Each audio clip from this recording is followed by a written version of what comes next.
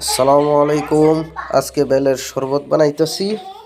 দেখুন কিভাবে বানাইতেছি বেলের শরবত। কিভাবে বানাইতেছি, বেল গাছ থেকে নিয়ে আসছি, নিজের গাছের বেল গাছ থেকে নিয়ে আসছি। কিভাবে বানাইতেছি পুরো ভিডিও দেখুন।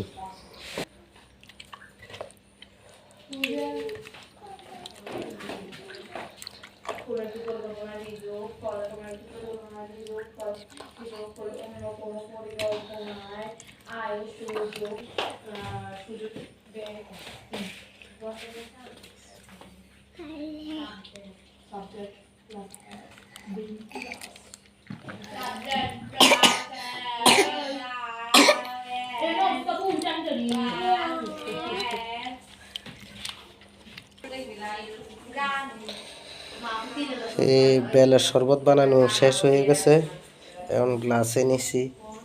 এরকম হয়েছে, অনেক স্বাদ হয়েছে, কিন্তু মজা হয়েছে অনেক। কারণ এই গাছের বেলগুলা ওইগুলা অনেক মজার বেল।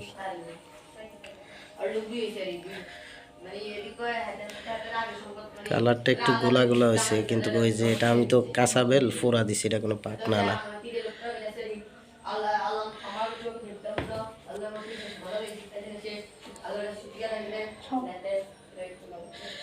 এইরকম হয়েছে, জানাবেন সবাই কেমন হয়েছে। হ্যাঁ।